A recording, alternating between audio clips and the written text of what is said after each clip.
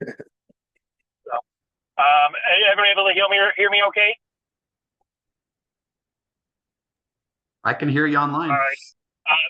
Perfect. Just want to thank you and welcome you to the meeting today on July 16th. We'll go through some of the slides on the intro and then jump into the agenda. So let's see. So let me know you. All right. So this meeting is being held virtually and is hosted by the Utah Department of Health and Human Services, Center for Medical Cannabis, based in Salt Lake City, Utah.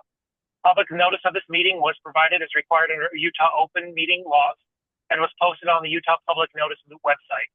In compliance with Utah's open meeting law, this meeting is being recorded. A recording of this meeting will be posted to the Utah Public Notice website no later than 3 business days following the date of this post of this meeting. A rough draft copy of the unapproved written minutes will be posted to the Public Notice website within 30 days of this meeting.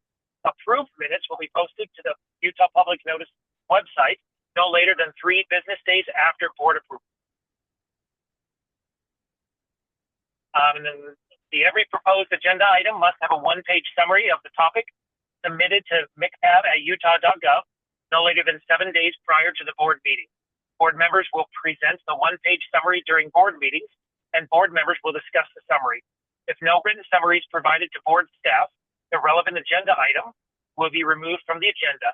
Only items that have been submitted in writing in advance to board meetings will be allowed during discussion by the board chair, including presentations from the public. Board members will then request additional presentations and memorandums on the agenda item from relevant bodies to be presented at the next board meeting.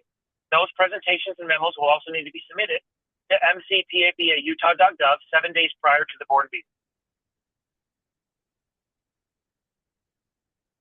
The public comments. Public comments will be limited to 2 minutes per person. If you want more time, you must request it from the chair. The chair may accept or reject requests for additional time. A public comment period is not guaranteed every meeting.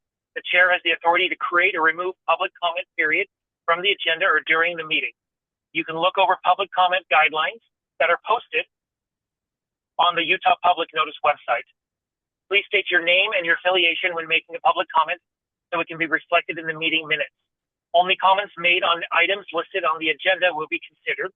If you have a comment about an item not listed on the agenda, please email them to mcpab@utah.gov. Zoom public chat will be disabled during Zoom meetings.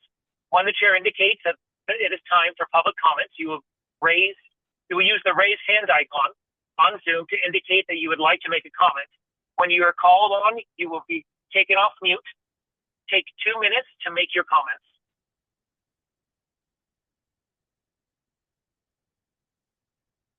And then those in the room, please make sure you filled out the public comment sign-in sheet if you wish to make a comment during the appropriate times.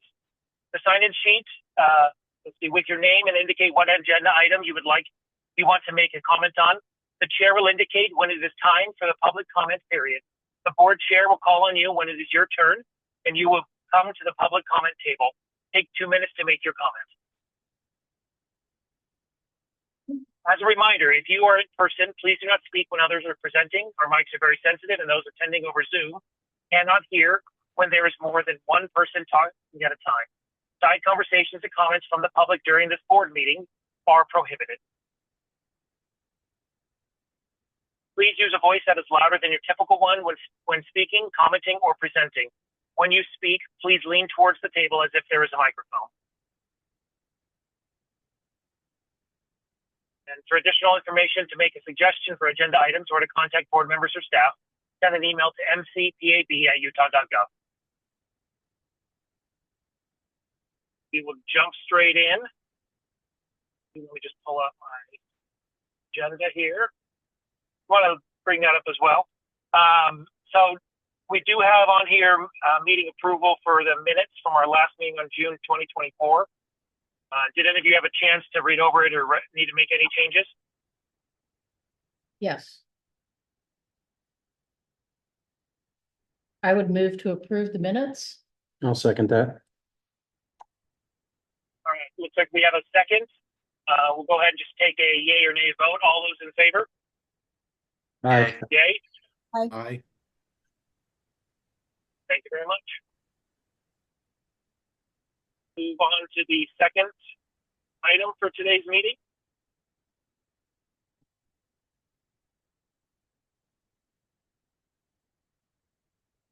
Let's see. So we'll go ahead and we don't have any business for us. If there's anything for us to discuss on here, we'll just move straight ahead into the Department of Health and Human Services and UDAF update. Turn time over to Rich Oborn. Great. This is Rich Oborn with the Department of Health and Human Services, Center for Medical Cannabis. And just a few updates as far as the numbers of active medical cannabis cardholders in the state of Utah. As of the end of June, we hit 87,800 and also 953 qualified medical providers and 76 pharmacy medical providers. Those are the pharmacists that work at the medical cannabis pharmacies.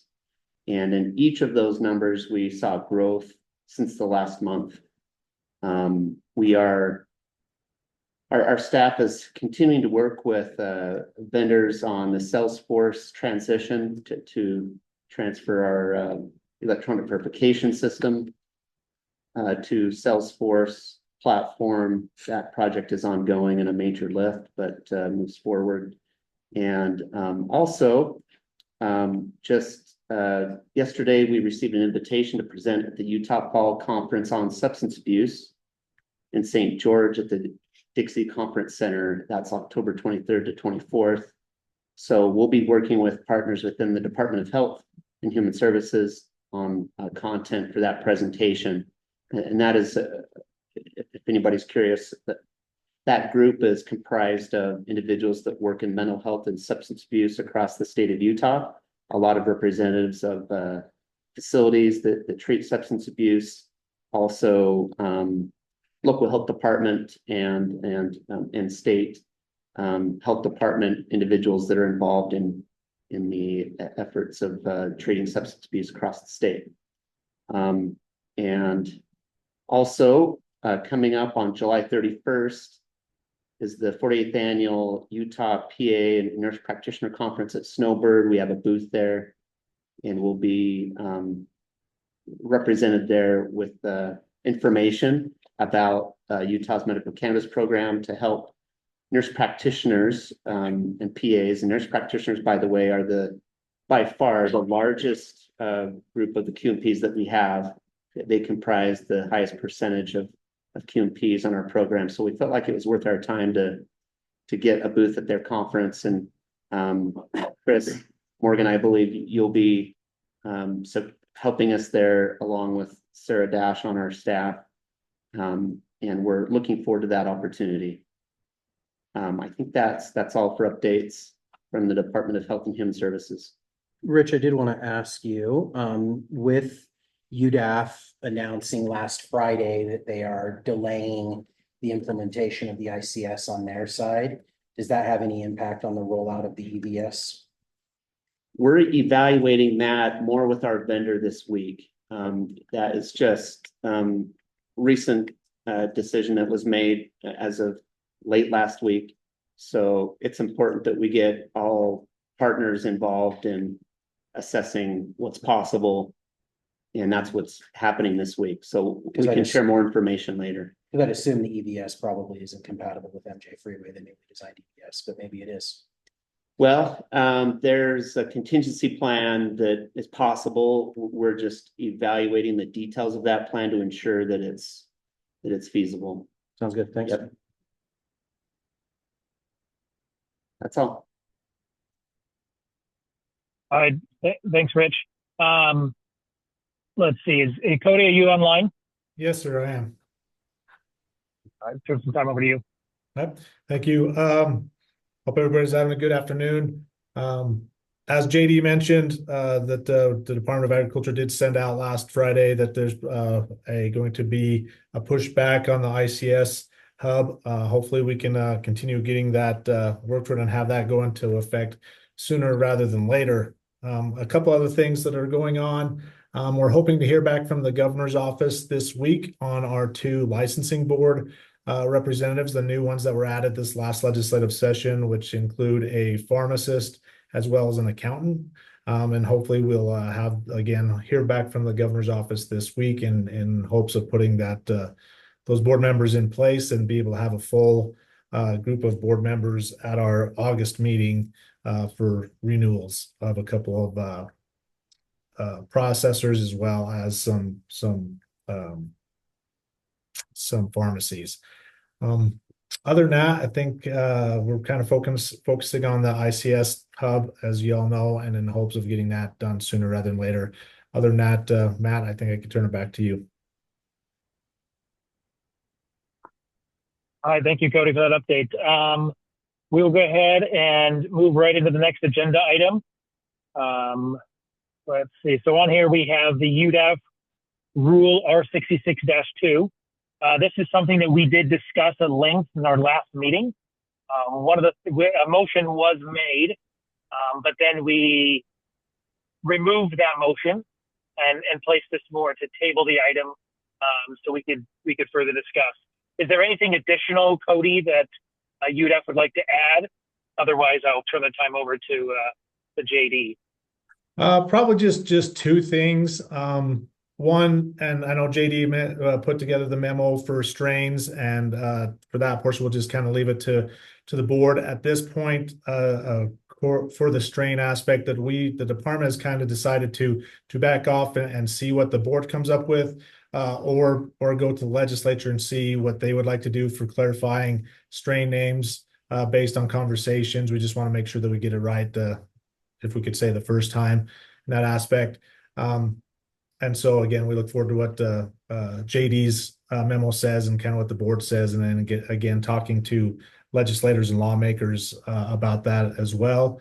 But I will say that the department did go back and look at the targeted marketing portion of the rule as well. Tried to find some ways to do some things similar to what pharmacies are allowed to do with targeted marketing. And unfortunately, based on the current statute under 4-41A 403 advertising, where it does say that a production establishment can have a website, but it does strictly say that they cannot advertise any medical cannabis products, or medical cannabis devices. The department has a tough time coming up with a way that doesn't conflict with that part of the statute. But what we did feel that we could do based on production establishments being able to maintain a website and have information and things, is that we thought that we could have a link, or processors put a link on their website where patients or other individuals could sign up to receive emails, at least have that work in the interim as far as targeted marketing, and get their electronic information through email that they sign up that way. And then again, work with the legislators through the session to see what could be done on the advertising portion for some targeted marketing, if that is the wish moving forward there. But so it's really just one quick change under our 66-221, number 5 right now, that just says a medical cannabis processor may have a link on their website to allow individuals to sign up to receive targeted marketing electronically, is really the only difference or the change in that aspect that we talked about a month ago.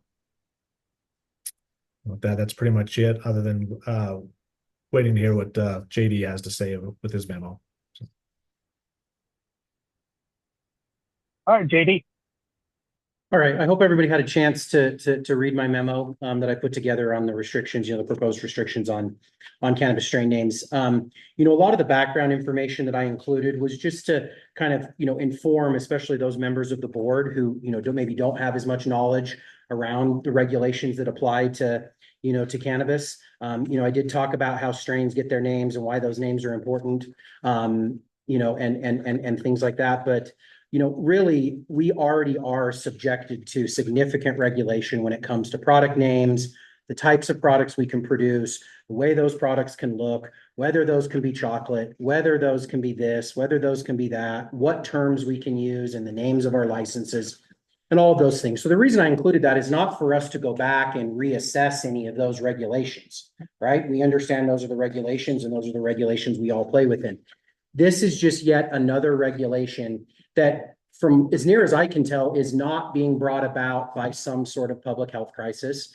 You know, according to some research that was given to me, you know, from Trevor, you know, teen use or youth use of cannabis is at its lowest point in 10 years, you know, as of 2023. 5.6% was the research I was provided, right, by Trevor. So it makes me wonder, was that the impetus? Well, that was not what was said at the last meeting. So what was the impetus behind this proposed rule? It sounds like there are some lawmakers that have not been named to us specifically that potentially have issues with the names of medical cannabis products in Utah. I do not believe creating a rule based upon a few conversations with lawmakers that are difficult conversations is the way we make good policy. I believe the way we make good policy is to follow the data, the science, and if there is a true public health crisis here that we need to address through strain names, then so be it. And I think that's something that the legislature could consider. I said this at the last meeting. So I think what I really believe is we are already being regulated enough on these things. If, for instance, you know, Rich brought this up at the last meeting. Well, people are using stock photos of gummy bears on their website. Well, UDAF, as you can see through all of the different rules and statutory sections that I cited, already has the ability to police that and could send a warning notice and could even go as far as sending a fine and a citation to people using those on their website. So there's already ways to control for that. We are already prevented significantly in who can see any information regarding products, you know, in medical cannabis products here in Utah. We cannot advertise specific products. You know, in order to be able to provide information even regarding products, people have to engage in targeted marketing. I think the other thing to think is even if you limit these things here in Utah, even if you say, hey, you know, producers, pharmacies, processors, you have to abbreviate or initialize the names of your strains. You're not going to prevent people from finding this information. There are sites like Leafly and many other sites that provide this exact same information. There are also going to be dispensaries in other states that people can go and search, gain easy access to, and see all of these same names. I don't think this is something we need to address in rule because there is no immediate issue other than it sounds like not wanting to have hard conversations during the legislative session. Now, I'm not completely discounting that, but I do not believe that is the good way to make good cannabis policy. I think for far too long in this country, we have made cannabis policy based upon fear mongering and things that are just not necessarily true. And while optics are important, the operators in this program, in my opinion, not just, you know, the company that I represent, but operators across the board, I think, do a really good job of being cognizant of these things. Also, for strain names that may be something like runts, right? Or even Skittles. Those things are likely, you're going to likely face some potential legal challenge by the company that owns the trademark over those. You already saw Wrigley sue over Skittles. And so that's why the brand that developed the Skittles strain no longer calls it Skittles, right? They call it the original Z. Most of the producers here in Utah will use Z instead of Skittles. Even, for instance, runts, right? Some people are abbreviating runts or leaving some letters out, right, to make sure of that. I also think there's a chance for this to be a place where there could just be discussion between a licensee and the regulators. Instead of writing an incredibly open-ended rule that gives full and unfettered discretion as written to the Department of Agriculture and Food to determine what is sexual in nature, and more troublesome, what is recreational in nature. So I think if we were to make a recommendation to leave this provision in at all, we would definitely need to define what recreational in nature is. We would also need to define what is sexually, you know, what is sexually in nature, you know, what's more of a sexual nature. That one's probably easier. I'm sure that wouldn't take too long. But recreational, I think, would be more difficult. So I say all of that to say that my proposal here is that we, as a board, recommend that this language be stricken entirely from the proposed rule, and that the Department of Agriculture and Food explore this, you know, at the legislature, if there's really a need for it. I don't even think there's a need for it. I haven't heard from one cannabis lawmaker over time, you know, personally, that they have an issue with it. It's not something that's been brought to our attention by the general public. What I've heard about it is there are some lawmakers, and I'm not going to discredit those lawmakers and their feelings, but I think that they may need to run a bill and work it through the legislative process. I believe we have enough controls in place today. And given the trend that I've seen in youth use here in Utah over the last 10 years with the data that I've been provided, I just don't see that we're attracting people to this program or to this substance that are not people that are already looking for it. And I think the last point I'll make before I open it up for further discussion is we need to think most importantly about our patients. And this is something where I'd like to hear from Nanette, potentially on this, as well as Des. This is just another way to confuse patients and convince patients that Utah's medical cannabis program is not right for them. Not because cannabis is not right for them, but because of all the hoops we make them jump through, because of all the ways we try to confuse them in order to obtain medicine that is making significant changes in people's lives, right? I just think this is unnecessary, and it just is in line with kind of the continued overregulation of cannabis, in America. There's reasons that cannabis companies across the country are struggling. Regulation is one of them. Taxation is obviously another big one, but I really hope we can find a way to reasonably regulate cannabis. And especially as cannabis moves to become a Schedule III substance, I think there's more conversations to be had around whether the level of regulation we currently have, is appropriate. And I just think there, at some point, like I said, the last meeting, where does it end? I mean, are we just going to continue to find more reasons to regulate this? Or at some point, do we feel comfortable? And I think this is one that's worth, our time, and our consideration of kind of drawing a line in the sand.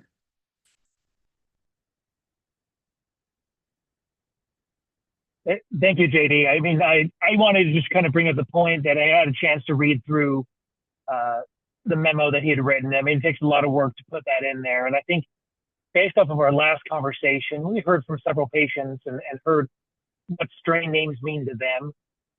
I think it's important to understand that, as industry individuals and companies, the intent is they're not trying to entice individuals based off strain names. These are strains that are grown throughout the country that have been tried and tested. I mean, it takes years to get cannabis strains perfected to the point to where on a medical side, it can be reliable, and patients can come to find it. And that's what they're looking for. And so I think the points you brought up are valid, and I appreciate the time that you did that. Is there anyone else on the board that had an opportunity to read through it, or anything else you'd like to add?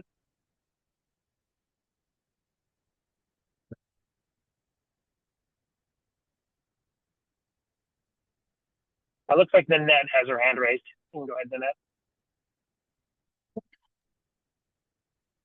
Thank you. Thanks, JD, for all that work. I really appreciated the memo.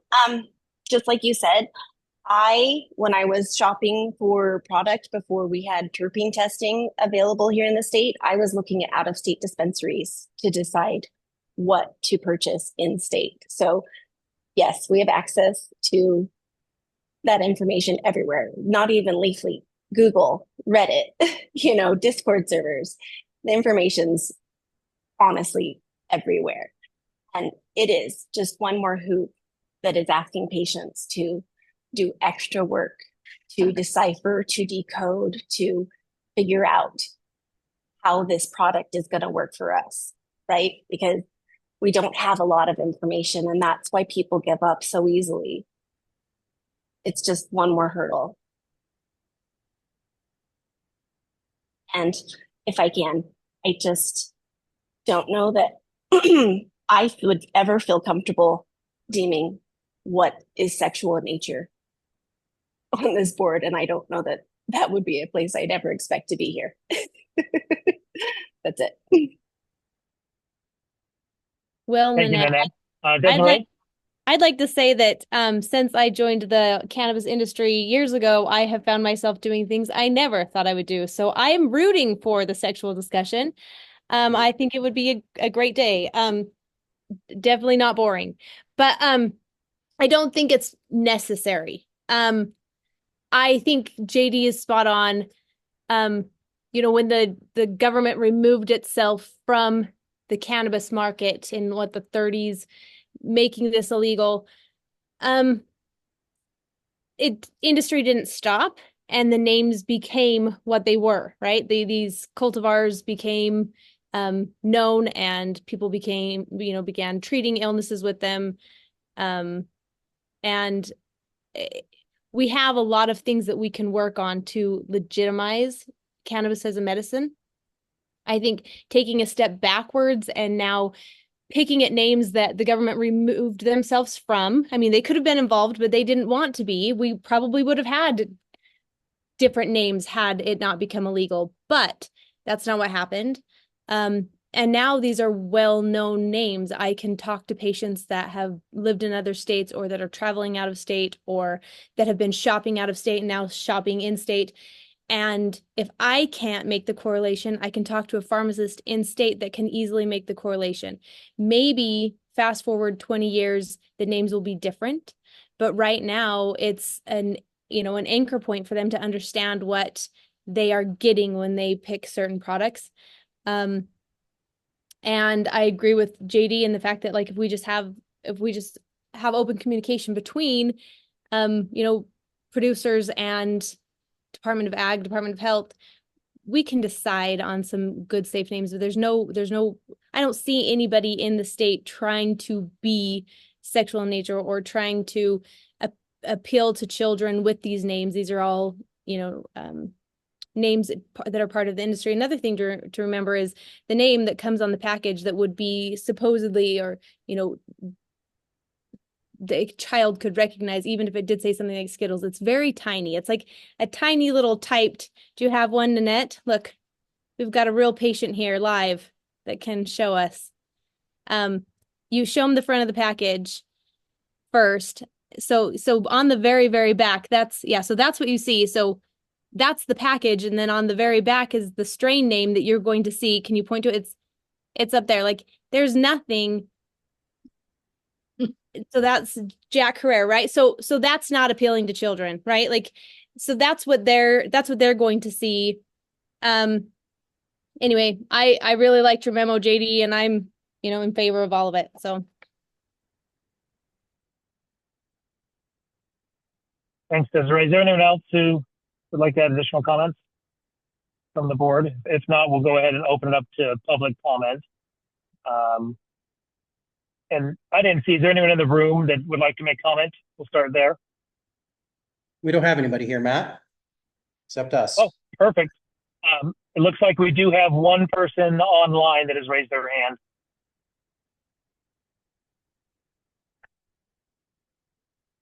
Okay, Brandon Elder, you can go when you're ready. And make sure you state your affiliation as well, please. Oh, yeah, I am Brandon Elder. I'm with Cannabis School. We're the #1 cannabis education podcast.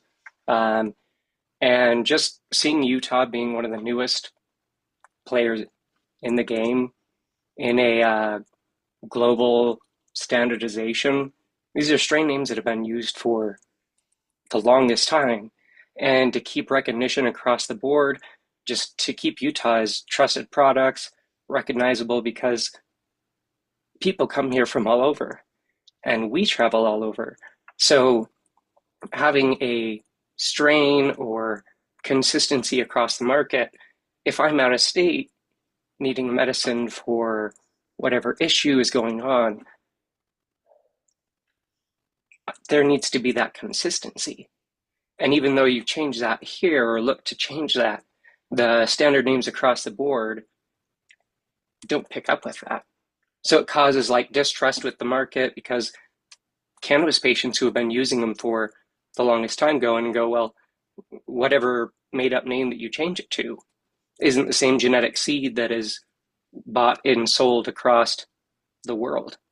So there's a lot of disconnect I feel that we would apply to our medicine here by trying to tweak and change names that have just existed across the market for the whole time.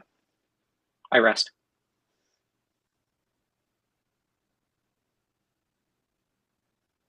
All right, thank you, Brandon. I appreciate the comments. It looks like we do have another hand online. Naris?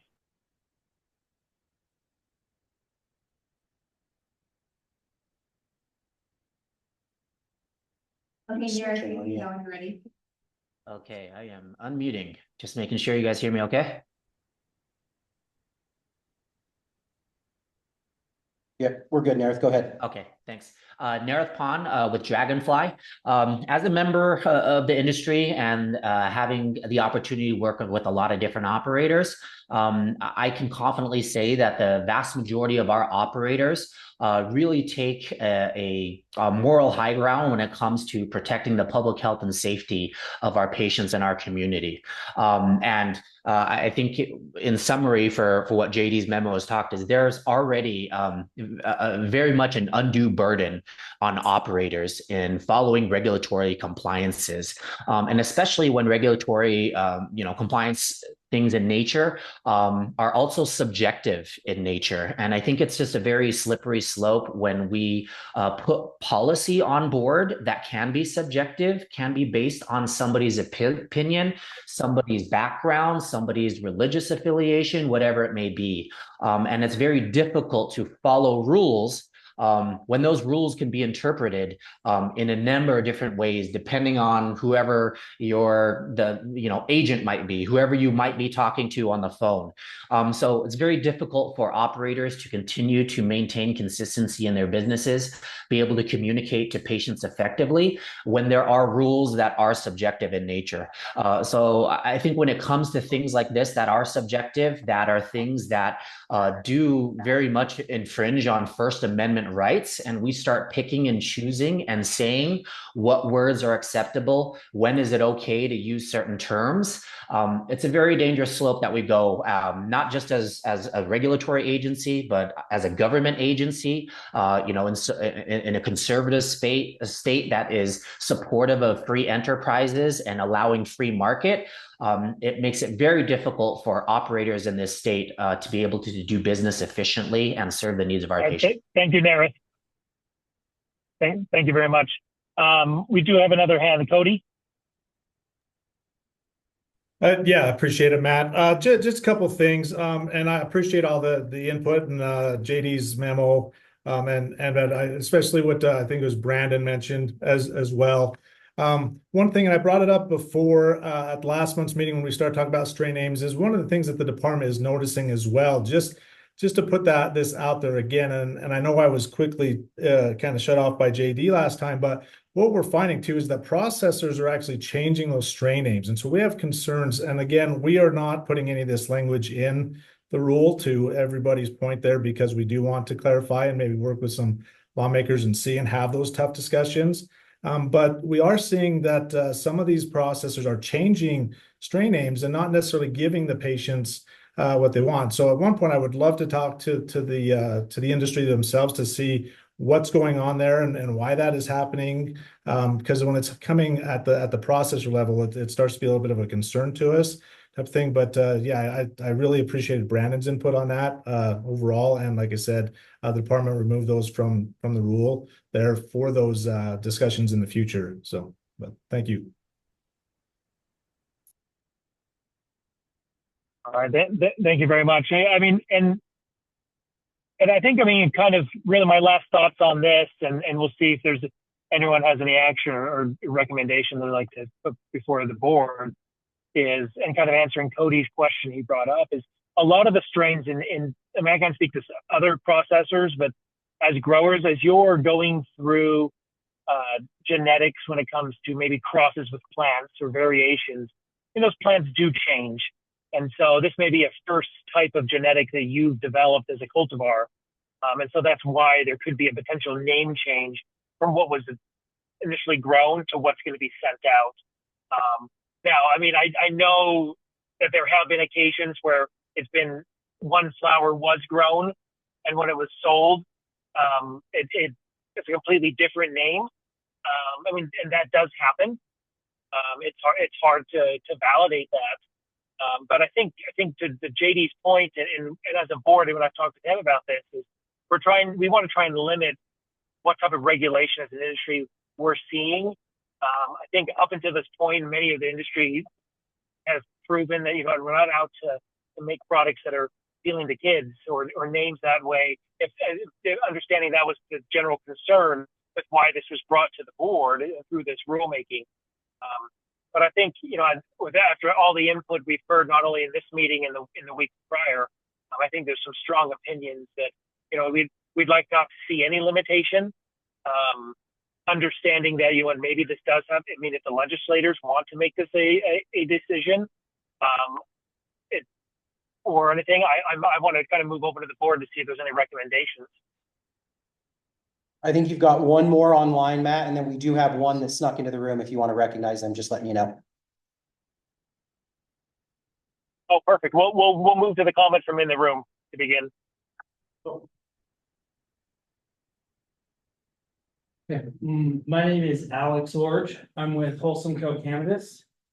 And we've discussed strain names a lot. And I think something we need to be careful of as we discuss this is we're taking a well-established and understood process, and then we're changing it. It's something that people traditionally rely on.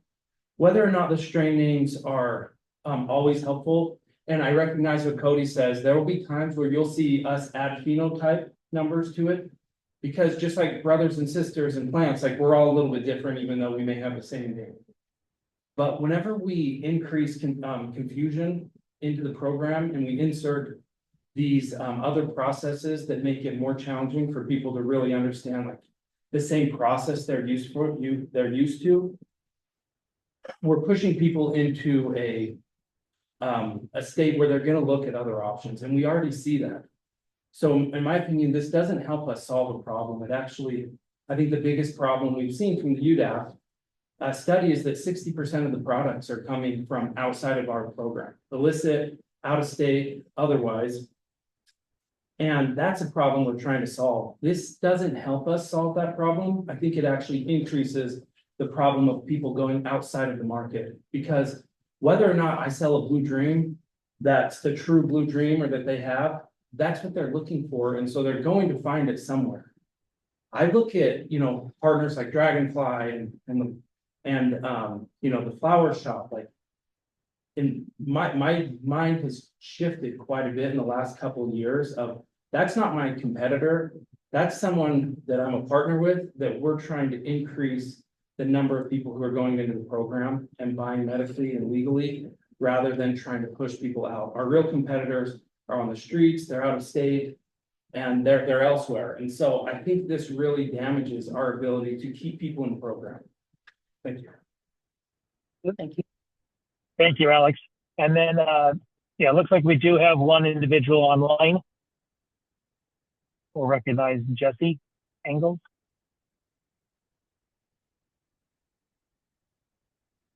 Hi, thank you. My name is Jesse Angeles. I am the co-host of the Cannabis School podcast and big advocate for people being able to use this plant. I can be sympathetic to the unknown public that has difficulty with the names because they think they look more like, I don't know, Saturday morning, cereal, whatever that may be. But a lot of times it's the flavonoids that are in there. They got to have a taste that goes towards it. And that's how they come up with the name.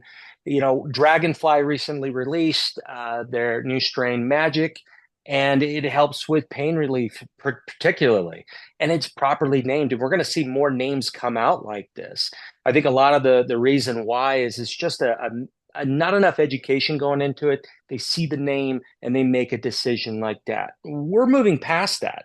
We are now moving into a time where when you go to a dispensary, I'm not seeing a bunch of 21-year-old kids. I'm seeing gentlemen my age, middle-aged in there, come in there for pain relief, sleep problems. So I just, like everybody else,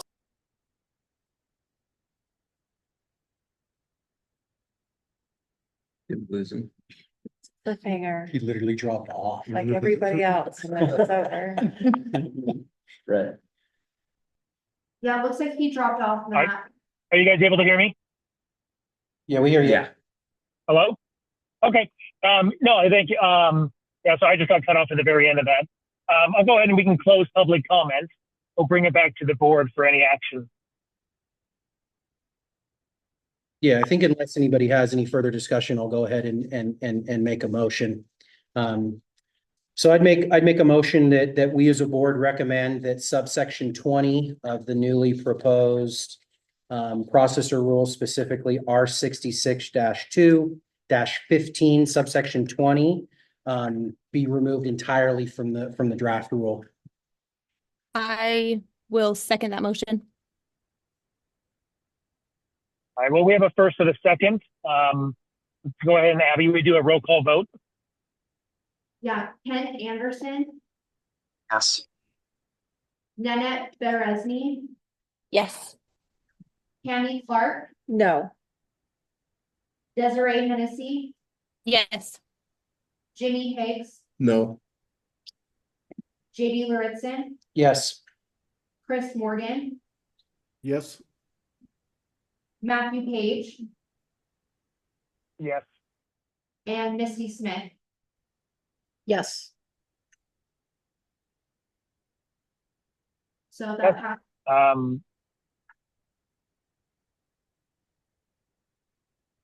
Sorry, I interrupted you.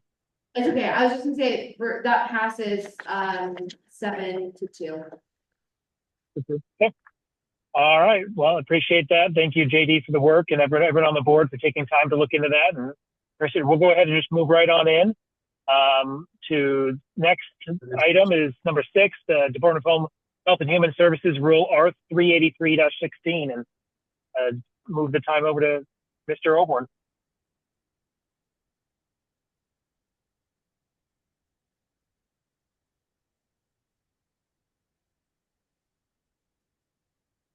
Okay, so this rule is available to the board, and it's also posted on the public notice website in case there's people joining virtually that have not had a chance to review it. It's there posted. And what this does is it sets standards for targeted marketing engaged in by qualified medical providers and the medical offices with which they affiliate. And so that paragraph 1 is just states where we get the authority to draft the rule. So you can track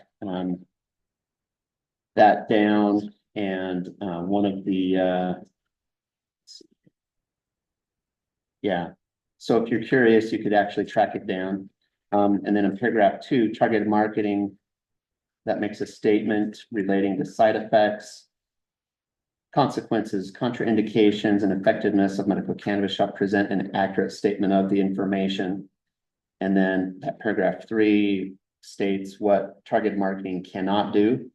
And so that gives a list of obviously what it can't do, and that's paragraphs A through V. And this takes language from the existing medical cannabis pharmacy target marketing standards that are in AG's rule. And it, not verbatim, but in large part, it incorporates those same standards that will apply to qualified medical providers. And then keep in mind that if there is a qualified medical provider who is found to affiliate with a medical office and the medical office is the one engaging in this type of targeted marketing, that DHHS could potentially take action against the qualified medical provider if there's a pattern of violation on the part of the medical office. So that leaves some responsibility on the qualified medical provider to exercise some wise judgment in who they affiliate themselves with as a medical office. If that medical office is is using terms that are listed there, or is in some way promoting excessive consumption, or in some way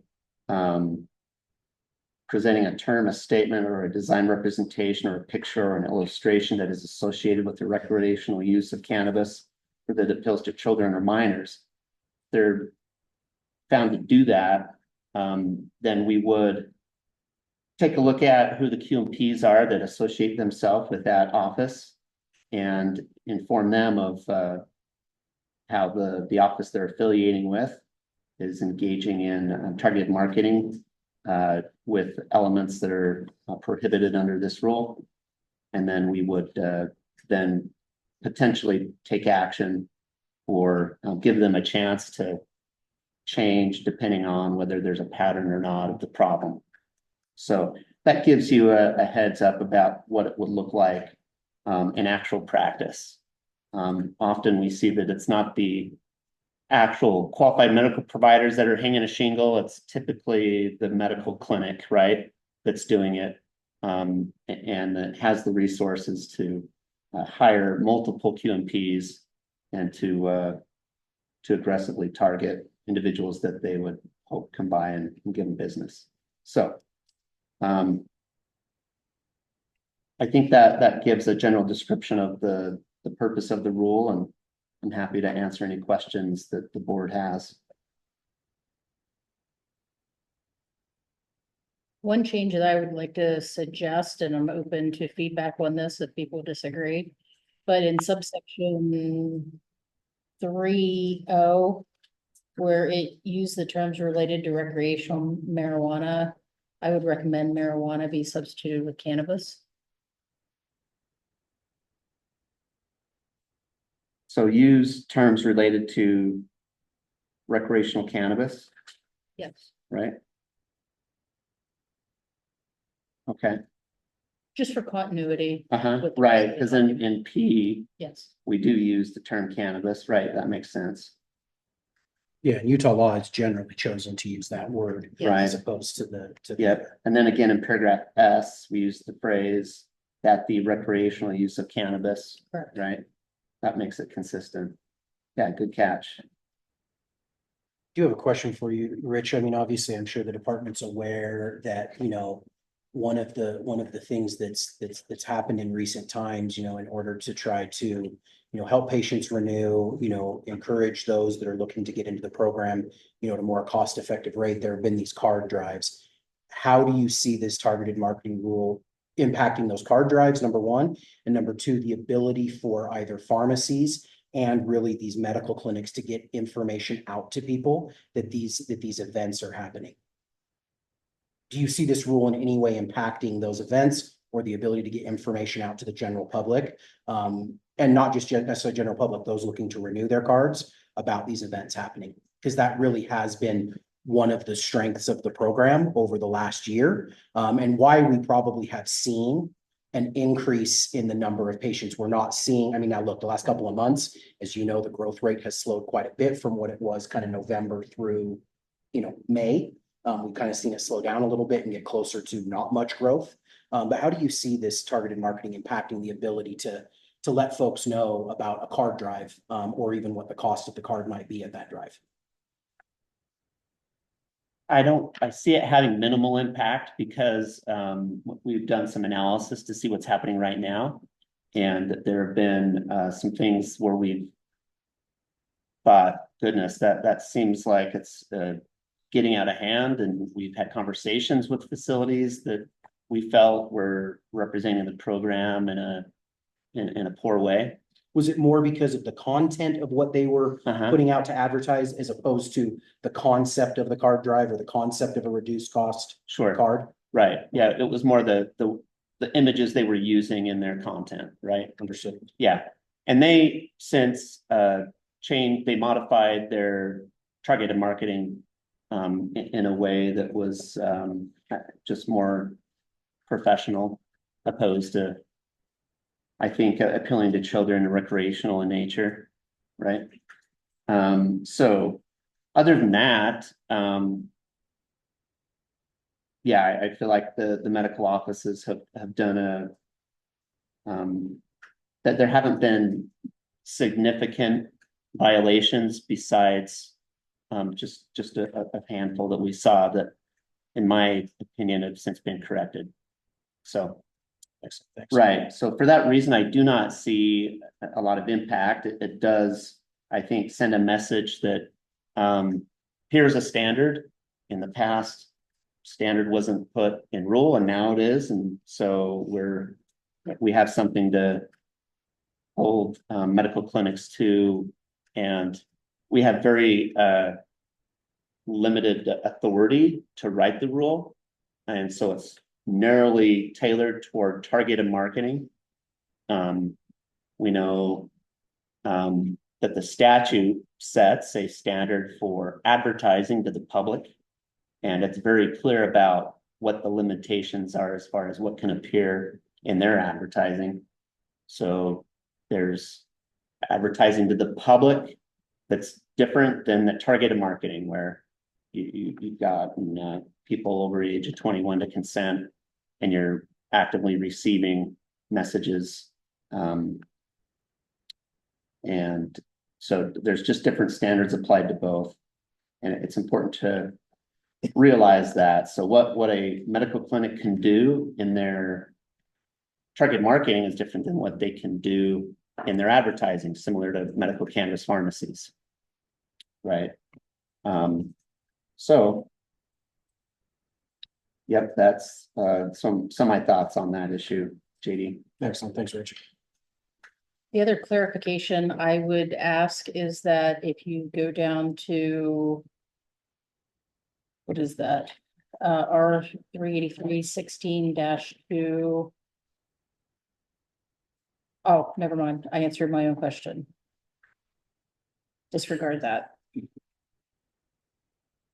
I was trying to search 383-16-2, 3, and it wasn't coming up in the statute because it's not there yet. Right. I've looked all over for that and I realized that now. I wasn't pulling up proposed. Yes, no problem. Okay. Yeah, that's really all our presentation entailed. If people have questions, they're welcome to ask those, not only today, but later on. Just email our office at medicalcannabis@utah.gov, and we're happy to accept comments. It has not been formally filed, but we are very close to doing it. So likely published in the August 1st edition of the bulletin. I'll check on the exact publishing, but whatever that is, I can let you know when that is. And then also, there will be a public comment hearing that we'll hold, where if people do have concerns about the final version, they're able to either do an oral comment or submit a written comment by a specific deadline. And I've always appreciated, I'll just say that you guys hold public hearings on the rules. I've always appreciated that DHHS does that. I think it gives people multiple opportunities, you know, either in person or in writing. So I really do appreciate that that's been your kind of your standard. Great. I remember coming down to the old office and meeting that big conference room. There'd be like 3 of us in there. Right. Yeah. Yeah. When we set the first rules about 4 years ago, I imagine it was a little more packed then. Yeah, there was a bunch. So. Great.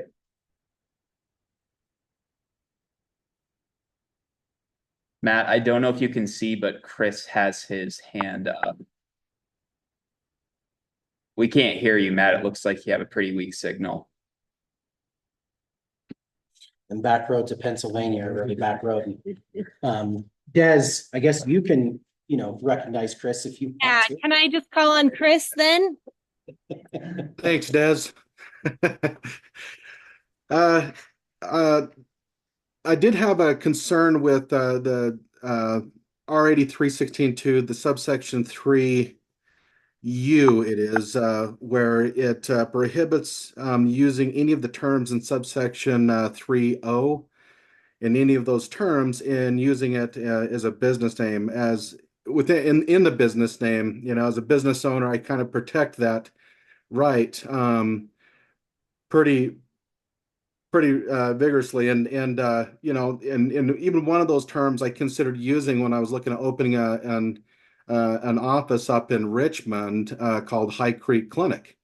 They do have a pharmacy up there with a similar name and stuff, and I think a couple of those terms could be innocently used or easily used as a business name that wouldn't necessarily have any kind of connotation to use of medical cannabis and whatnot. But you know, another example would be the Joint Chiropractic, a very well-known franchised chiropractic office. You know, somebody could use a similar term for a medical office, and And so I do have an objection to subsection 3U just because of the fact several of those terms could be easily used as a geographic location of a name of a business or an office, such as high.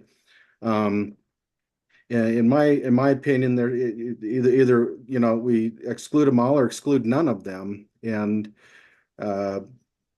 so I would like to see subsection 3U removed because it also, I think, that would be, especially on a business name that would otherwise be approved by the Department of Commerce and Commercial Code in registering a business, that should be their area of yay or nay. But I'm not in favor of that subsection 3U at all.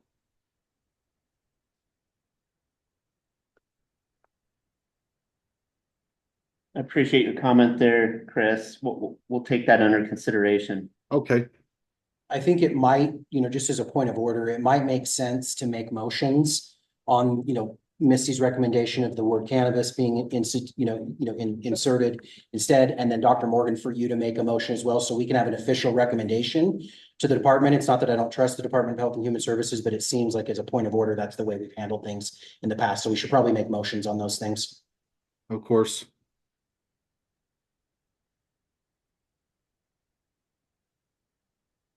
Matt, we still can't hear you. Des.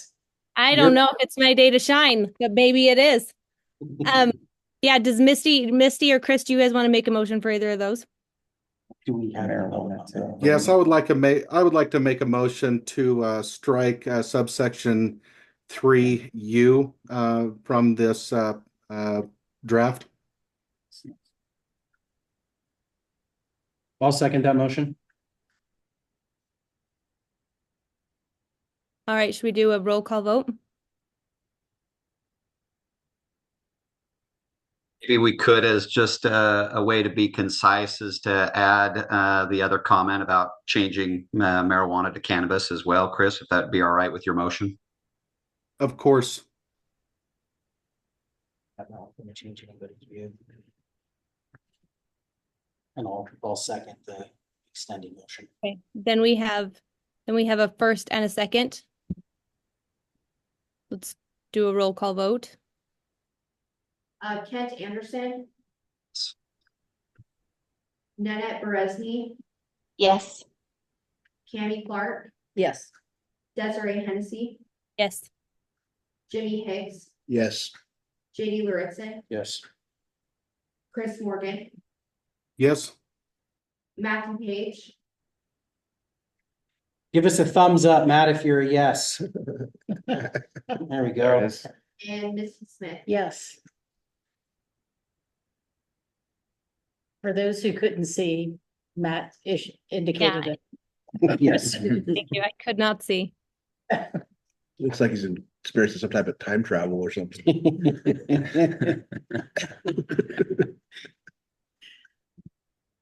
A green screen. And Des, we do have some public comment. People raised their hand. Yeah, let's see. I don't see them. They may have, And we have Tim Pickett online. Yeah. Can we give Tim 2 minutes, please?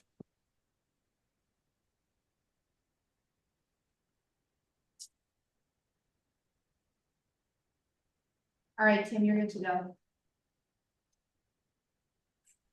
go. Thank you. Thanks to the board. My name is Tim Pickett. I represent Kindly MD. In general, we are in favor of regulation that is smart and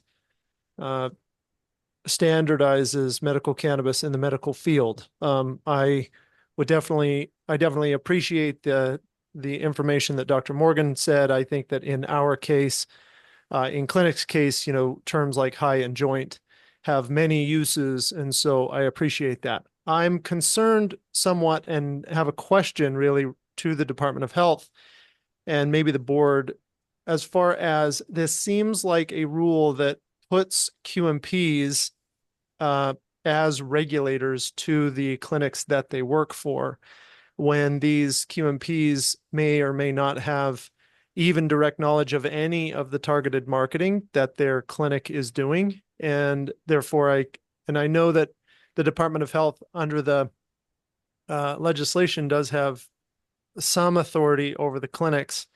And I understand that here, I worry that the QMPs are being put in a position with this rule that they are now the regulators of who they work for.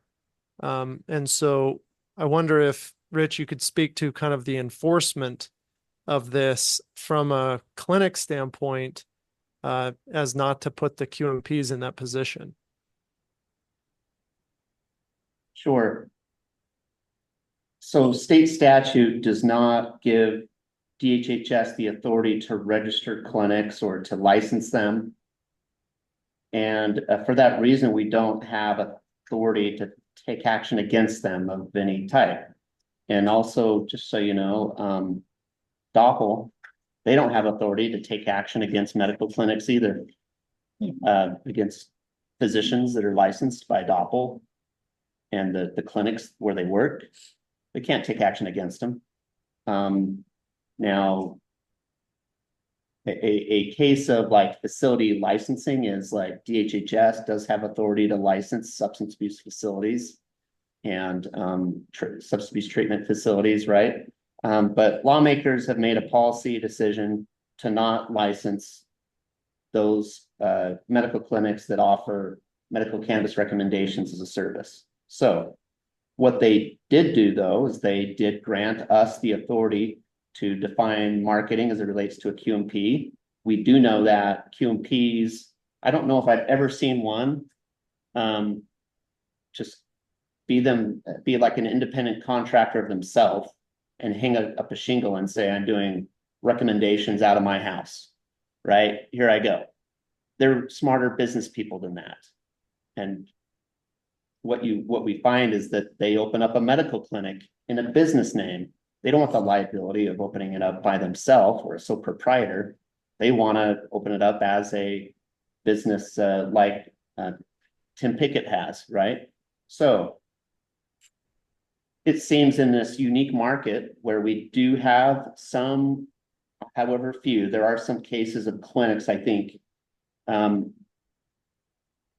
creating, using images that I think are appealing to children and also create a recreational disposition of doing targeting that does that. So in response to that, we felt like, okay, how do we do this without licensing clinics and creating an additional regulatory system where we have to license all these clinics? Well, we do it through the QMP. The QMPs can be responsible about who they contract with to do services and work for, and that it's possible that they are not aware of the clinic doing targeted marketing in a certain way. And in those cases, it's possible for DHHS in the future, if this rule would go forward, to give that to give a QMP time to coordinate it and to reach out to that clinic and say, hey, you either stop what you're doing or I have to leave. Right? And so it's not like immediately we're going to be sanctioning someone because of the violation of the clinic. We will go through a process of having them reach out to their clinic, giving that clinic a certain amount of time to stop doing what they're doing, providing us evidence that it stopped, and moving forward without the QMP having ever been received any kind of discipline, right?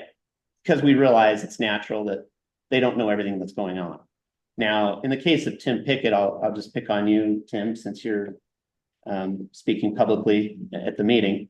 Tim happens to be a business owner, and Tim is in control of what's happening there, right? And Tim would know the marketing that's going on, but not every medical provider would know. In fact, often, they moonlight, as you know, Tim, and they're maybe working there just a few hours a week. So does that help answer your question, Tim? I think He's been gone for a while. Okay. He's still we can on. put it back on if you like. He's just been muted. Okay, well, hopefully that answered your item that you brought up. Well, and I'd say, I mean, look, I'm not a QMP, right? I don't speak for the QMPs, but the general model that you're saying, I think is the way we as industry would love to see regulation go as well, right? You identify what is a potential problem.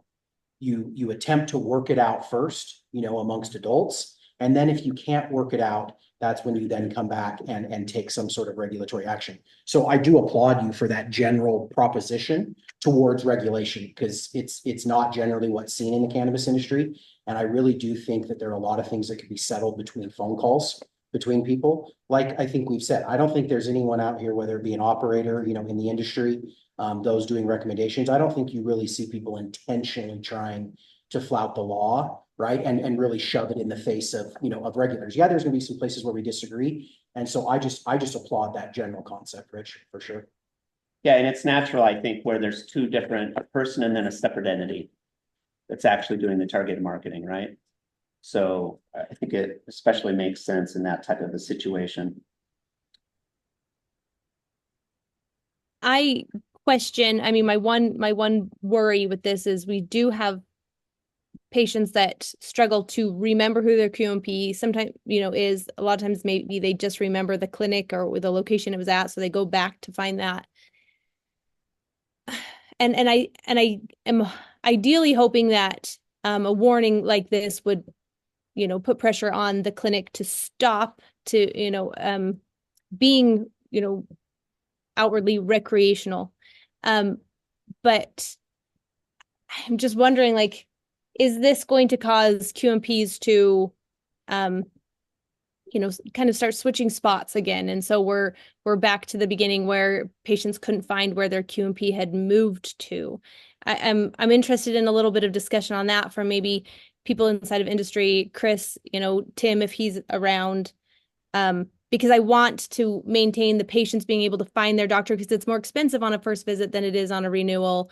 And then they have to go back and do that first visit cost again. I'm just wondering what that looks like for you guys that will have to, deal with this side of things.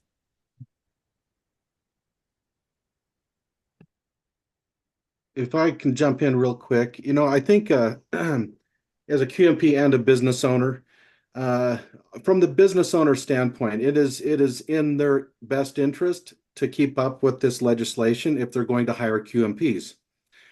And if they're going to do the targeted marketing, they should involve a QMP to review the marketing information they're going to put out there.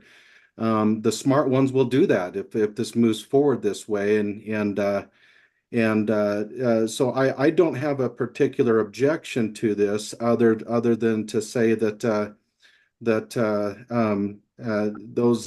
the business owners will need to if they're going to be in this business, they need to know their product, they need to know their industry, and so it is incumbent on them to know what the rules are if they're going to be marketing with this. So I don't think this creates a huge hindrance to the employers as much as creating maybe a little bit of a burden on the QMPs to kind of help police their employers. I don't see it being a huge burden on the QMPs. A QMP, if they want to stay, I mean, I guess as Rich mentioned, it's there'll be a soft, I guess a soft warning or just a notification. Hey, your employer is out of compliance. Can you bring this to their attention? And if I had an employee bring that to my attention, I would quickly correct myself.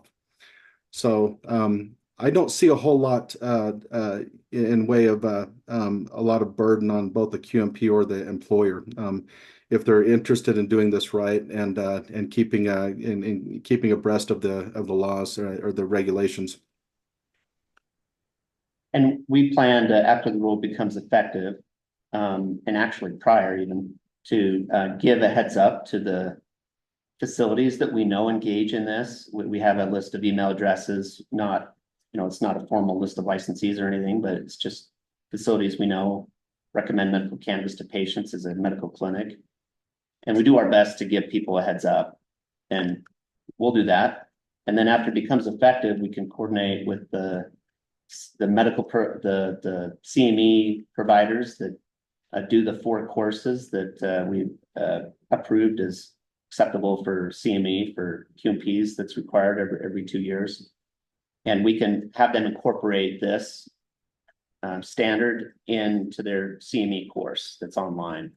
So would you guys also consider sending the rule, the final version of the rule to all of the QMPs? Oh yes. So they're aware of it as well. Right. Is that if you're going to put the onus on them at some point, sure, probably good to make sure they have the rule too. Yeah. So we can do that. And we just barely decided to do a quarterly newsletter to patients, and then have it do a completely separate one to providers. So in the one to providers, we will be, of course, including this once it becomes effective. And people sign up for that. But even for those that don't sign up for it, we'll notify them of the law change. Yeah. As members of the board, can we be added to the list for both of those newsletters? Absolutely. Abby can make sure they're added, or Trevor. Sure. If you don't receive it already, we'll make sure you get added to that, because I think our list right now is at about 7,000 or 8,000 that we have, and those are people that consent to be notified about news that's going on quarterly. That's that program news. Is that different than the program news that you guys put out? That is the same, but in the past, it's been 1 newsletter. We decided to make it 2. Okay. So we could just provide information that was specific to those 2 critical groups in our program. Perfect. Yeah. Yeah, I'm happy to send those links out to the whole board if you'd like to sign up. Thank you.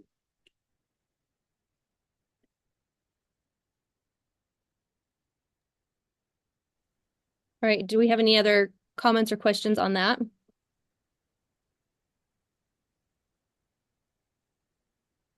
I've got to get back to my agenda. Hold on. Are you guys able to hear me? Yes. Welcome back. Oh, there you go. I've heard everything, so it's been fun. All right. Are there any actions we think we want to take as a board on this? I mean, opposed to is in addition to the actions we already took. Yeah. I know more items were brought up after. Yeah, it sounds like there's already been a vote taken, so we'll take that results of that vote into consideration as we make some final decisions about the. Perfect. Thank you, Rich. We'll go ahead and then move on to the next item. We have illicit product testing. We'll have a presentation by Mr. Lauritsen and Mr. Higgs. We'll go ahead and turn the time over to the 2 of you. Right on. Thanks, Matt. So, one of the things, when the cannabis market analysis report came out, and Alex from Wholesome, mentioned this, during his presentation on strain names, the medical cannabis program here in Utah is only capturing about 40% of the total demand for cannabis, based upon the responses, in the market analysis, report. And that means 60% of cannabis is being, that's being sourced in Utah is not coming from a licensed, pharmacy. So really, where is it coming from? It's really kind of 3 sources, right? It's markets in other states, it's the hemp derived market, and it's the illicit market. Now, do we know how much is being sourced from one versus the other? Not necessarily. I think we have a bit of an idea, but we also know the illicit market has always been something that's been robust in Utah, just based upon I-15 and I-80, running through the state. And so one of the things, this is not a guaranteed thing about the illicit market, but we do know, anecdotally, and then also, from reports and studies, that illicit, products can be dangerous or potentially dangerous. Now, I'm not saying that for all of them, but we do know sometimes, pesticides that are not supposed to be used on cannabis are being used. They're not being tested for. They're being found in these products. You're also finding products that are high in mold, other contaminants and adulterants and things like that. And they're simply not being tested for.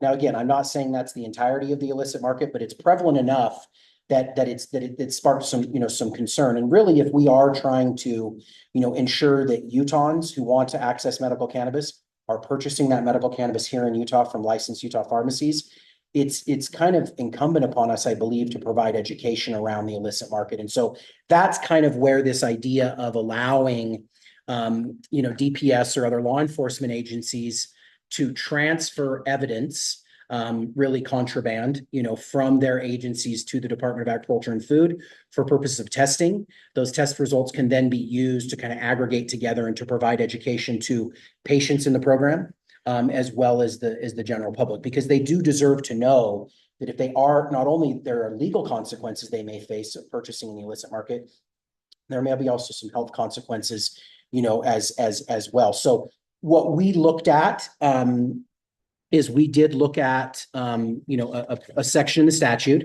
that we believe may be the appropriate place, to make some amendments at the legislature. So Utah Code Section 77-11A-402, sub 1, sub A, sub 3 little I, that's a long one, really talks about the ability to, how to dispose of seized property and contraband after it's no longer needed as evidence. So right now it allows property to be used kind of for a public benefit, but it doesn't allow contraband. Now you can understand generally why you wouldn't want to say, hey, this case is closed, let's now use this cocaine for a public benefit. I can see Jimmy sweating already as I'm saying that.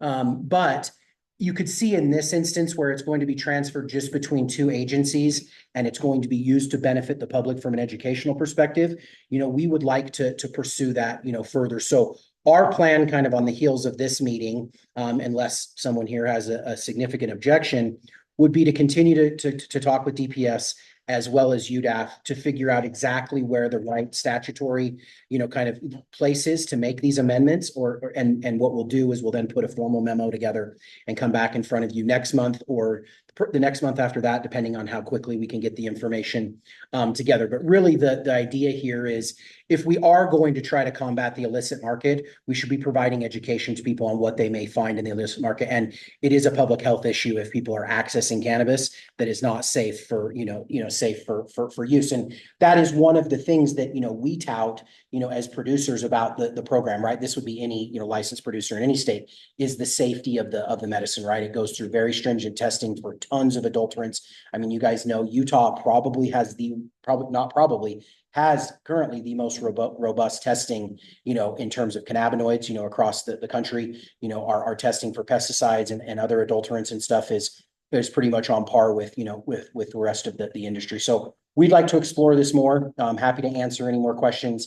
We'll give Jimmy some time if he'd like to speak on this as well from a law enforcement perspective, but we just think this will help provide some better education to folks about, the potential ills of illicit cannabis. Now, JD, if I could speak at Jimmy Higgs with DPS, no, we definitely support this. We do other things, like I said, with firearms. We transfer those over to State Crime Lab so they can be used for test fires and other public safety issues. And I think this is a great public safety issue. I think we can see if, what kind of chemicals and different things are in the illicit market. So yeah, we're glad to do it. We're glad to support any of the law changes that we need to. Just a couple of questions, and I guess we can go into detail more when we draft legislation, but would this be something be easier just to only include DPS and ag? So it's not like all law enforcement able to release this stuff to kind of keep it cleaner, because we have plenty of marijuana to test, or if we want to open it up. So I think that's just a question to decide as we go forward.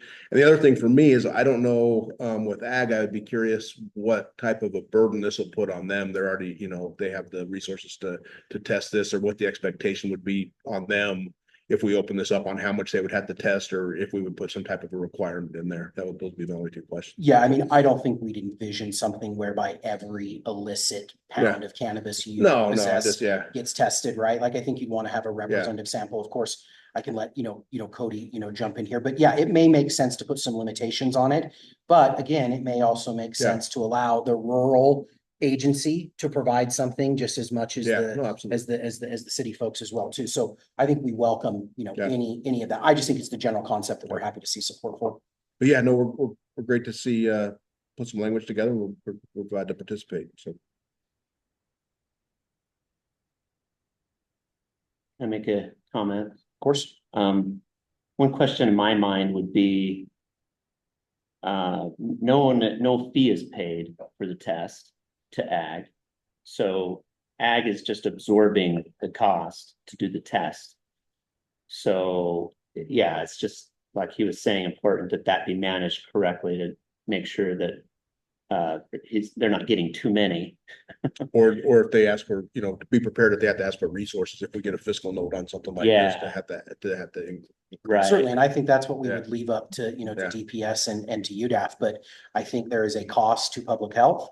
And I think this is something that folks should know. Yeah. So yes, of course, you'd want to limit it. So you're not saying, hey, you got to test 500 pounds, Yeah. you know, and how many tests they have to do.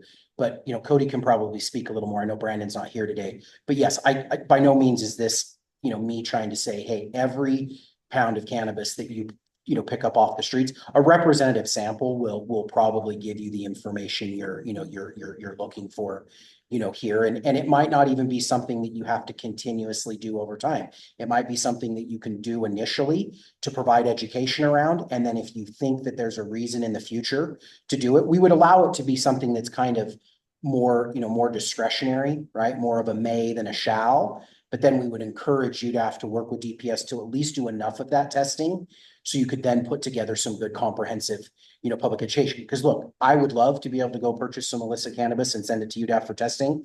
Jimmy would give me a knock at my door if I did, right? You know what I mean? So this is trying to allow government agencies to do this, to then fulfill what I see as kind of the secondary duty as being a regulator, is not just regulating the industry, but ensuring that medical cannabis is safe and that people know from an educational perspective of what is happening when they go into these other markets. These 60% of respondents that are choosing to purchase in these other markets.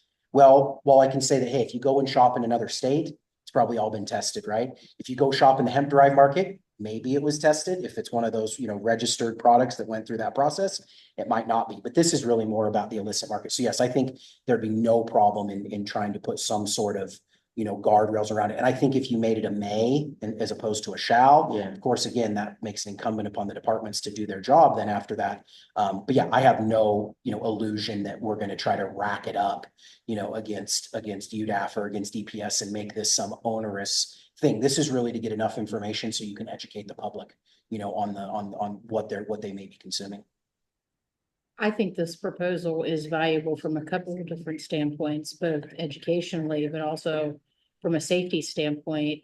My mind goes back to the Valley studies, when the acetates were found in some of the vape cartridges, particularly some of the illicit vape cartridges that were contributing to some of the pulmonary dysfunctions that were being observed.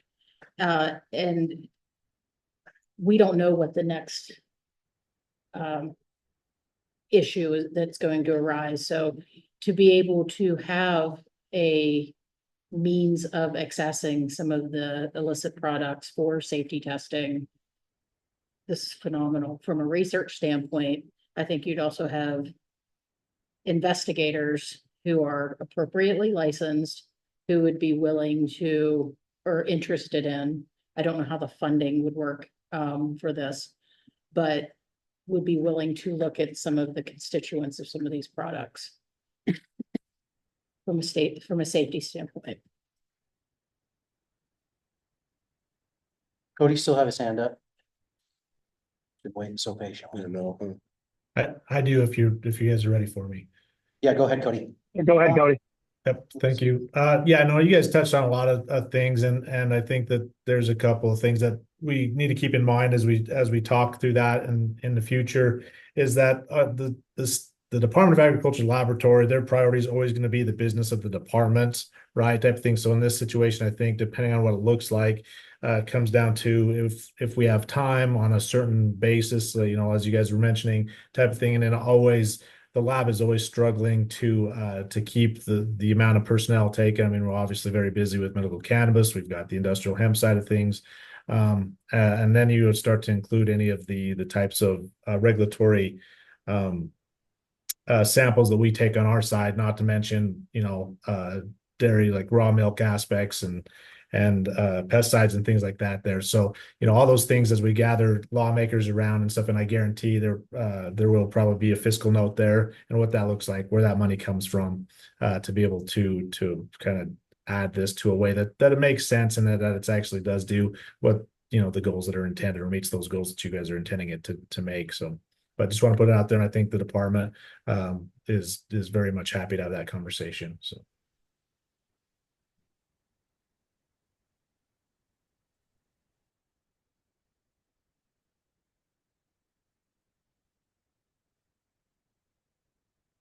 Looks like, we do have some public comments. Let's go ahead and open it up to Nareth.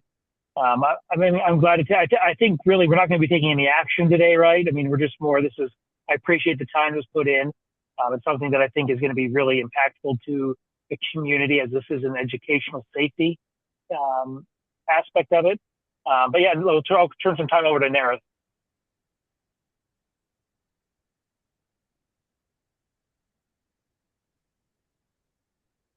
Thank you, Matt. Nareth or Dragonfly.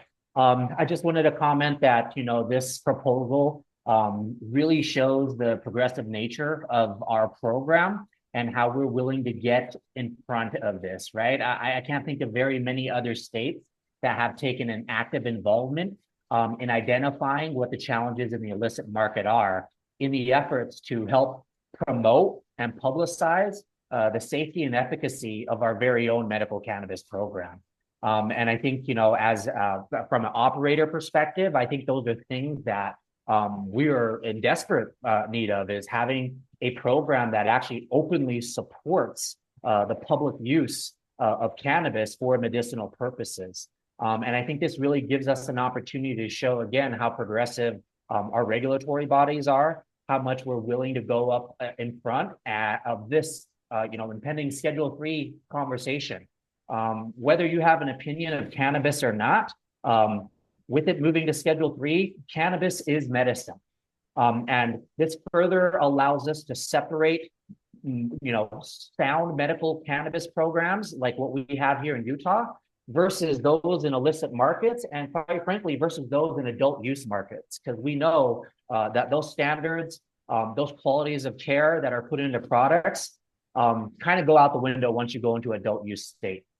We really do have an opportunity to be one of the leaders in the United States of America when it comes to cannabis policy and how we actually talk about cannabis and treat cannabis truly as a medicine. Thank you for your time. Are there any other comments or anything else from the board? If not, I'll go ahead and I'll close public comment. And we can turn it back to the board. The only other thought I had with this is, in addition to cannabis, we might want to, if this moves forward, include cannabis-derived products in addition to cannabis. Hemp-derived. Hemp-derived. It is all cannabis. Yes, so you're not yeah. correct. Whatever the most appropriate term is, but yes. And those ones could be, prove a little more, difficult, right? Because presumably to be sold in the state of Utah, a hemp-derived product has to be registered. But we also know that there are ways to obtain those here in Utah, either by ordering them online, or there probably are even some unscrupulous sellers who are selling them. So you probably could, right? Interesting to see what the feds decide to do with hemp-derived products. Obviously, there's been some chatter, on the federal level. Nothing, official has happened, but I don't see a reason not to include it, because that really is at that point, while federally legal, right, for purposes of Utah state law, that's illicit, cannabis, right, if it's not registered and sold through a permitted retailer. So I wouldn't have an issue exploring that, as well. That one might be a little more, squishy and kind of hard to figure out, because I don't know how often Jimmy and his folks are, taking hemp-derived products off the street, but there might be a lot of Delta-8 that they find out there, as well. So I wouldn't have a problem. Look, I think the same problems are likely to, apply, to those products, right? Lack of testing, all sorts of things like that. So we can explore, work on the memo. Yeah, if I can. I think those are all good points. Sorry, go ahead, Matt. Trevor.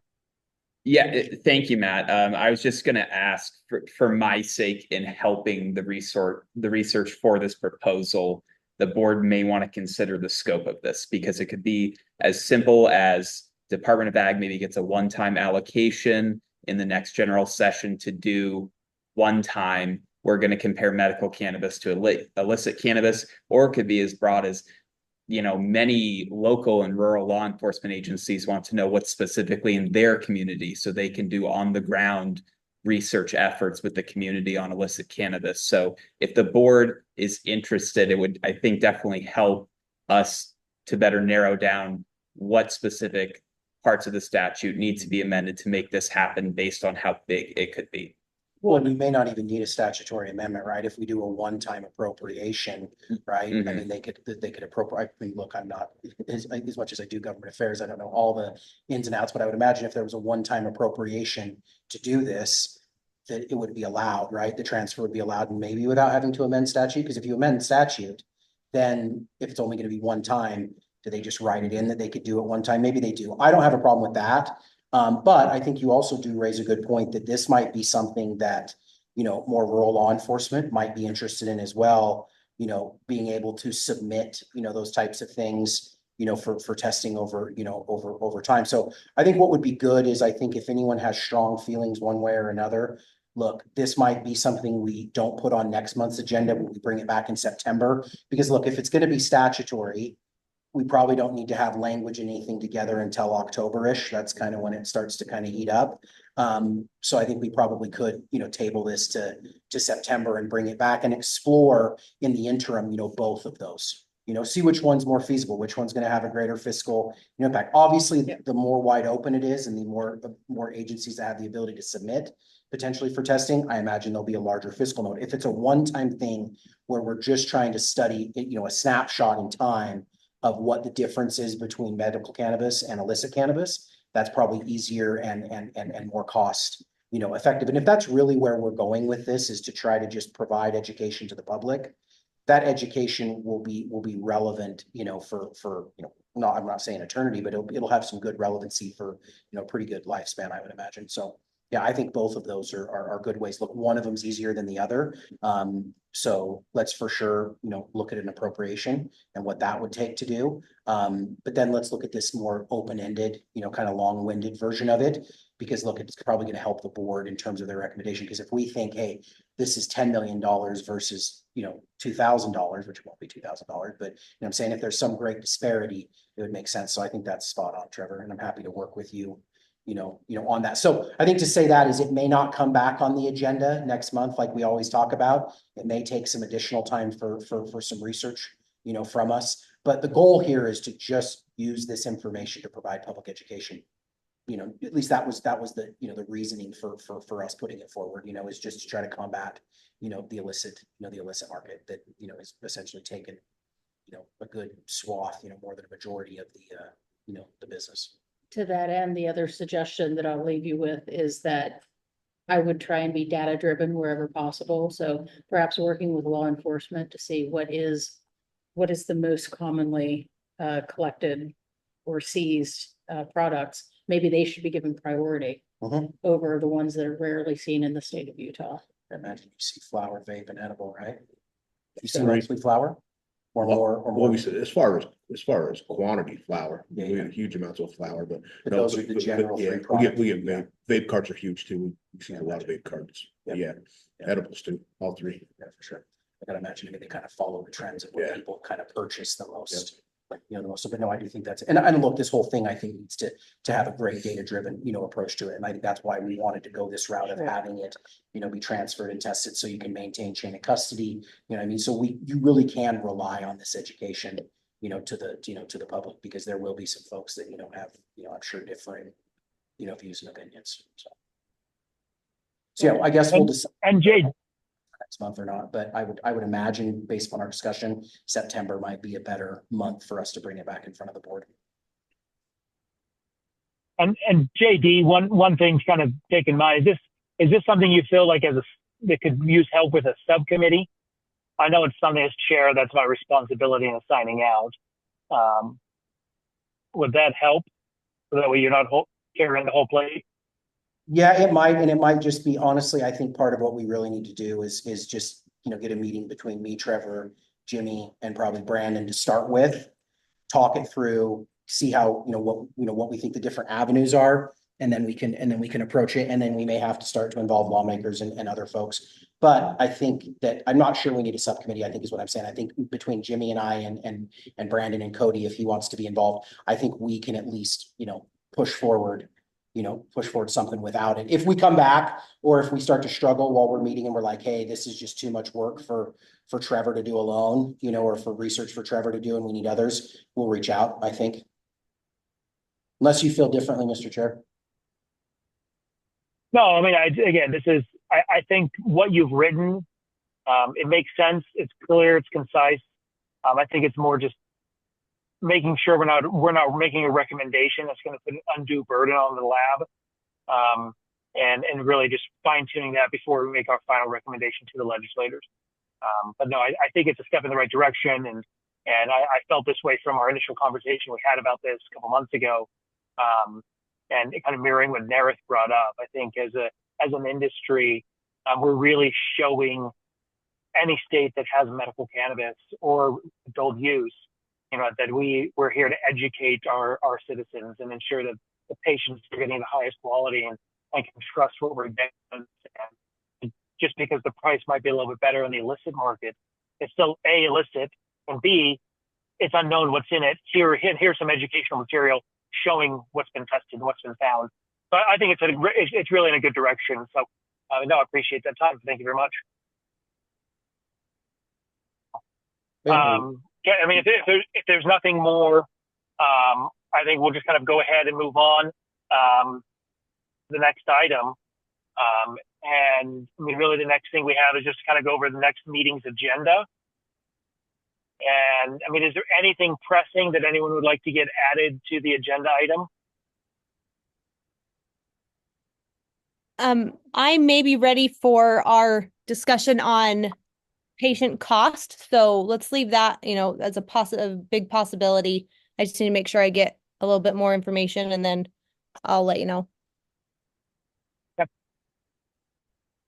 I think a discussion on Schedule 3 might be timely. I think you've heard it said probably 10, 15 times today. I think it would be good, at least for the board, to kind of all be on the same page and understand like what it could mean. We don't know a lot of what it will mean, but we do know a lot of what it could mean. And I think that it would be a worthwhile discussion. Who would you want to lead that? I mean, look, I mean, from a law and policy perspective, I mean, I'm working currently on comments to the DEA, right? I'd be happy to, I mean, those comments are going to be submitted next Monday, right? By the deadline, I'd be happy to, but I also think it should be collaborative, right? Because I think you're going to see, there's going to be changes for almost every part of the, the process, right? QMPs may change, pharmacists may change, operations may change. I mean, all this might be sold out of a CVS in the next, couple of years, right? Like, and that's a reality, right? And so I think multiple board members, should be prepared to speak. So I don't know if it's more of like we do a formalized memo or a one-page summary. I mean, we probably should do something like that. I'd be happy to, but if anyone else has a burning desire to be a part of it or write their own, I don't need to control this. It's just something I've been working on. So I know I'll have, some relevant information, but anyone can. I mean, if DHHS wants to put in, obviously I know we just had a conversation, yesterday, I know it's pretty open-ended.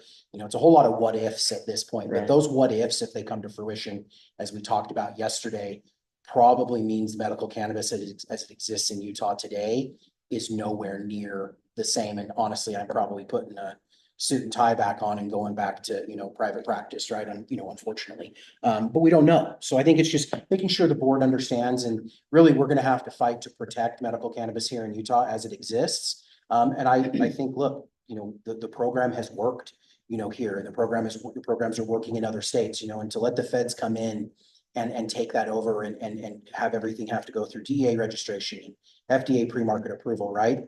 It's just never going to work, and it's never going to work for whole plant cannabis. So yeah, I'd be happy to be a part of it, but if anyone else is, I don't need to monopolize, the conversation over Schedule 3. I might make the suggestion that we each represent specific areas of expertise. And this is really an excellent opportunity for each of us to maybe come prepared with an outline of how it will impact each of our areas in particular. Might be a useful way to use our, appointments to benefit the group as a whole. And also I'd add, if you want to use Trevor for assistance with research, he can do that background and gather and Same thing he provide did each for of the you string memo I information. wrote, for this month. It worked Yeah. out just fine.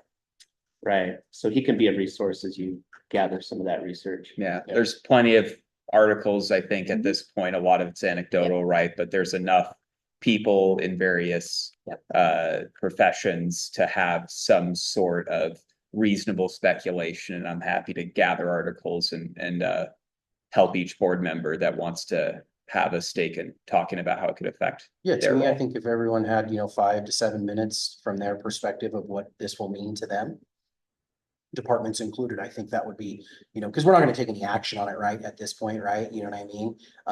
We'll have to probably see what the final rule is come, my prediction is October, but we'll see. But I think that's worthwhile. And I also think it just helps everyone to start to think about Absolutely. what's my life going to look like in relation to medical cannabis, once the feds, pass a final rule. And I would just encourage everyone, those folks online, the folks here in the room, the comment period, for the proposed rule closes on Monday, July 22nd.